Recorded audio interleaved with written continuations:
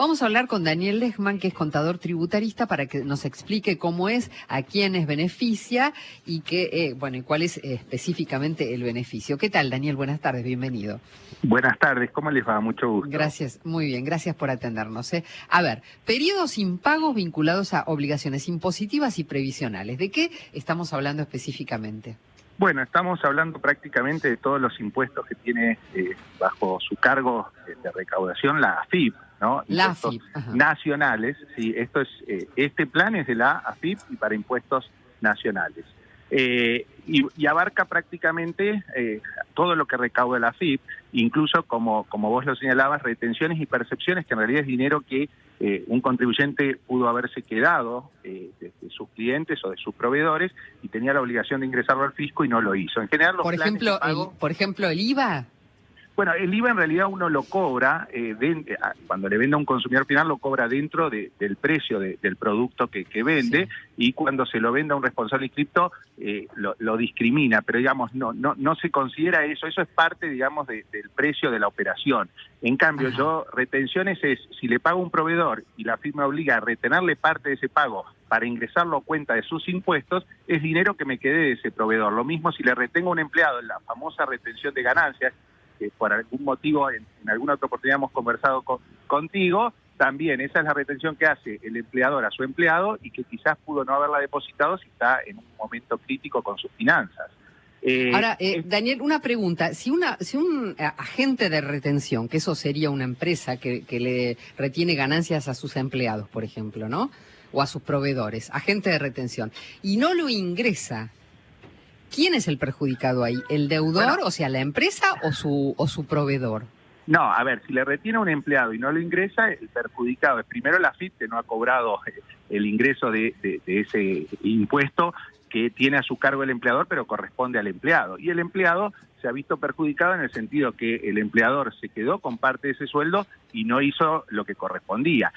Aquí también, o para el caso es lo mismo y mucho más común, porque ganancias, bueno, son muchos los que pagan, pero no todos, pero el aporte previsional, la parte de la jubilación, esa sí tiene un perjuicio para el empleado, porque en definitiva no le está yendo a cubrir la obligación previsional, los aportes a veces a la obra social. Entonces, todo esto que seguramente ustedes en más de una oportunidad lo han comentado, lo que es retener o percibir y no ingresar, hubo casos que tomaron demasiado estado público y resonancia, ¿no? A lo largo del tiempo, con el impuesto a los combustibles, por ejemplo, pero digo, todo lo que implica retenerle a un tercero y no ingresar ese dinero al fisco es considerado un delito. Entonces, en general, los planes de pagos, no las moratorias, y ahora si querés te explico la diferencia entre uno y otro, los planes de pagos nunca admitían el ingreso de este tipo de conceptos. La diferencia entre un plan de pagos, que es el que está ahora, va a estar vigente próximamente, el que reglamentó ayer la AFIP, y que, aclaro, es lo mejor que puede hacer el Poder Ejecutivo, no tiene otras facultades. Una moratoria que implicaría ya condonación de sanciones, limitación o tope para los intereses, tiene que surgir del Congreso, de una ley. El plan de pagos es simplemente una posibilidad de financiación de un stock de deuda muy importante que tiene el fisco a cobrar en virtud de, bueno, la complicada situación de las empresas en este momento. Ahora, además de que la moratoria tiene que salir por el Congreso y el plan de pagos lo puede determinar el Ejecutivo, ¿qué otra diferencia hay entre esas dos alternativas? La principal, más allá de las cuotas, porque hemos tenido moratorias que han sido de 10 años, de 120 cuotas, pero eso no hace al principal beneficio del plazo de financiación.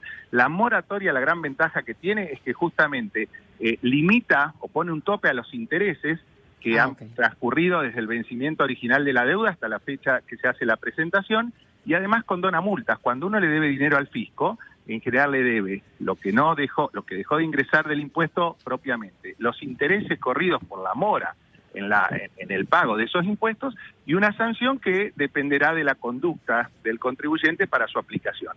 Pero en general el gran beneficio que tiene es este último, ¿no? Que condona todo tipo de sanciones, incluida la ley penal tributaria. Entonces, para casos de evasión, mucho más que de mora, porque no es lo mismo declarar un impuesto y no ingresarlo al fisco por una cuestión financiera que no declararlo, ¿no?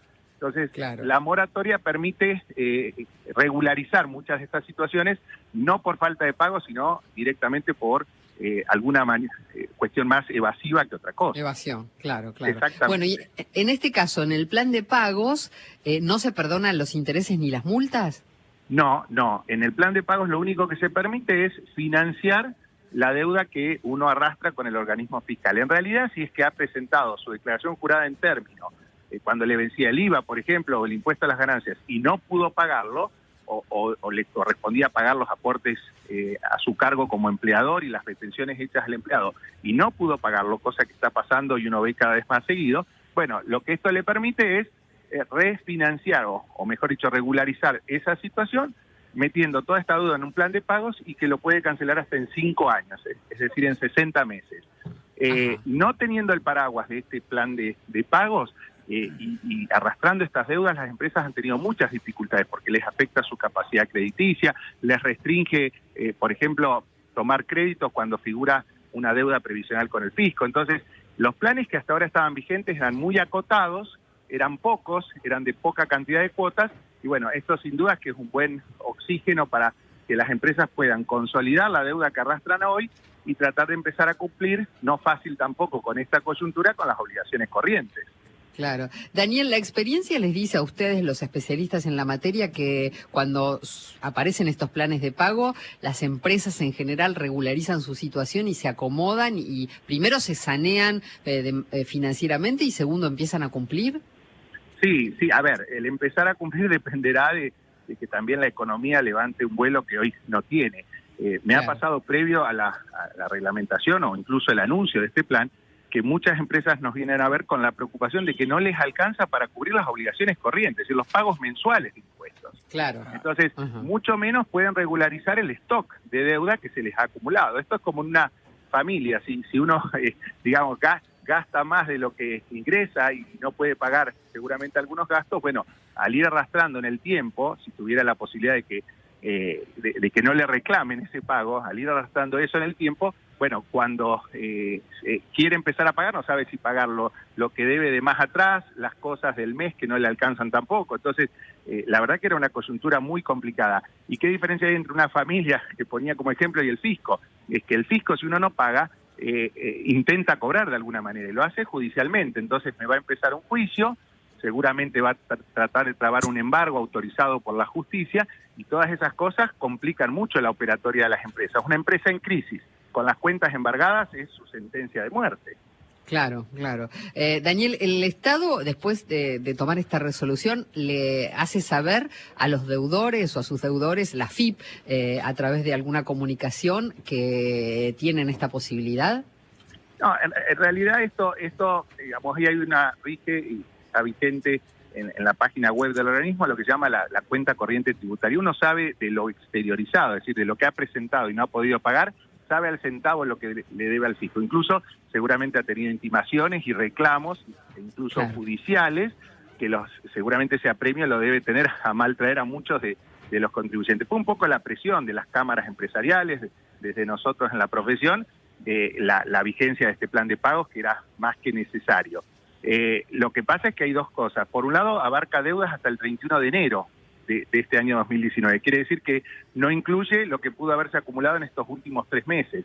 Y otra vez, en casos de empresas en crisis, bueno, se le puede hacer difícil también regularizar la situación de las obligaciones posteriores, ¿no? Pero por lo menos consolida, empaqueta toda la deuda anterior al 31 de enero en un solo plan de pagos y que lo puede pagar hasta en 5 años de vigencia. Seguro. Daniel, muchísimas gracias por su tiempo. Al contrario, un placer. Gracias. A ustedes, hasta luego.